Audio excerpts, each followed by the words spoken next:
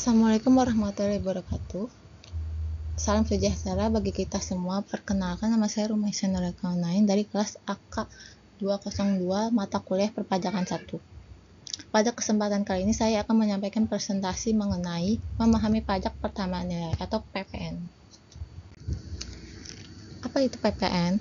PPN atau pajak pertambahan nilai adalah pajak yang dikenakan atas konsumsi barang dan jasa dalam negeri. Sederhananya, ini adalah pajak yang Anda bayar setiap kali membeli suatu produk atau menggunakan jasa seperti membeli baju di toko, makan di restoran, atau menggunakan jasa pengiriman paket.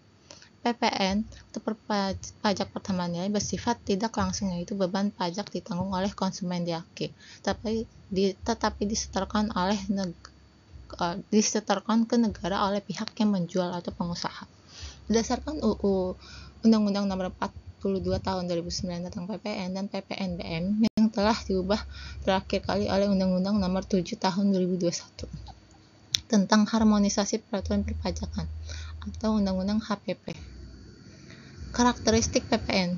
Ciri-ciri PPN yaitu pajak tidak langsung, yaitu penjual memungut dan menyetorkan, pembeli menanggung beban. Pajak objektif dikenakan pada objek barang atau jasa tanpa melihat kondisi subjek atau wajib pajak. Ada multi-stage tax dikenakan di setiap tahapan rantai produksi dan distribusi dari produsen sehingga pedagang eceran. Pajak atas konsumsi dikenakan pada barang atau jasa yang dikonsumsi, bukan pada penghasilan atau kekayaan. Mekanisme kredit pajak atau tax credit mekanisme dapat dikreditkan terhadap pajak keluaran. Mekanisme PPN.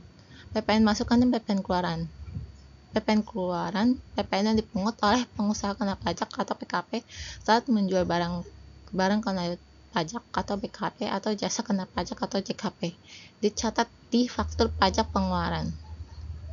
PPN masukan, PPN yang dibayar oleh PKP saat membeli BKP atau JKP untuk kegiatan usahanya, dicatat di faktur pajak masukan.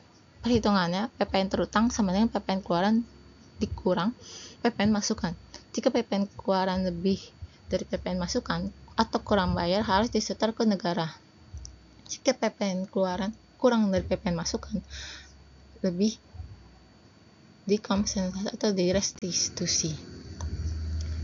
Ada objek dan non-objek PPN.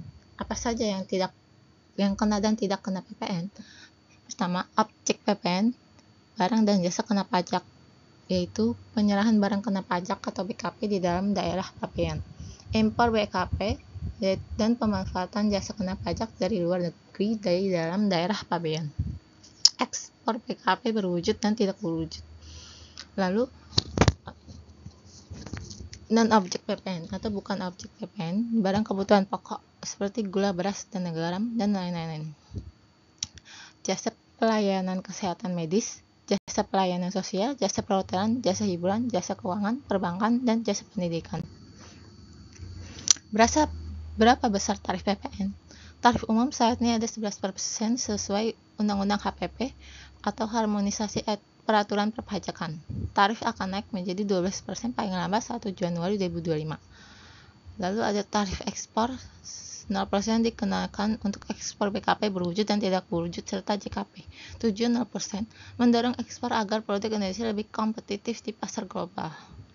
Lalu ada tarif khusus, tarif PPN final, contoh PPN atas kegiatan membangun sendiri. Siapa PKP dan apa kewajibannya? PKP pengusaha yang melakukan penyerahan BKP atau JKP yang omsetnya telah melampaui batas tertentu.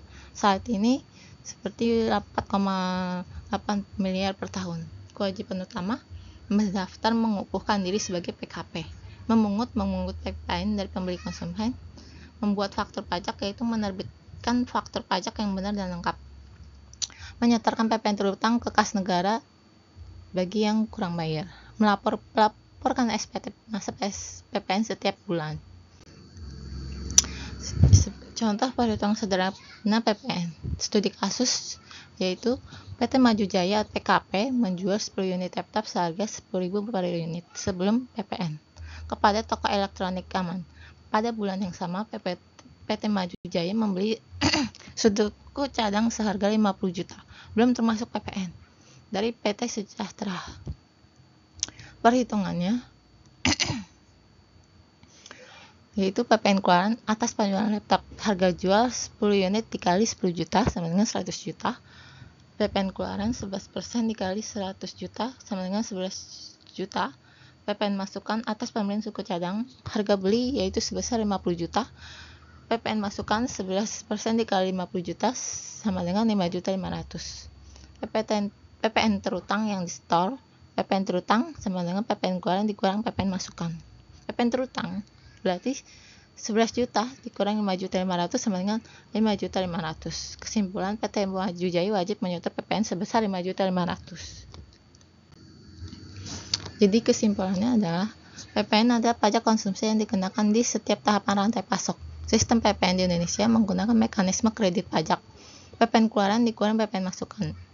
Beban pajak ditanggung konsumen, tetapi pemungutan dilakukan oleh pengusaha. Tarif PPN saat ini 11% akan naik menjadi 12% sesuai undang-undang. Memahami PPN sangat penting bagi pengusaha untuk menghindari sanksi dan memastikan kepatuhan pajak. Terima kasih, demikian presentasi dari saya. Terima kasih atas perhatian dan waktu yang telah digunakan. Wassalamualaikum warahmatullahi wabarakatuh.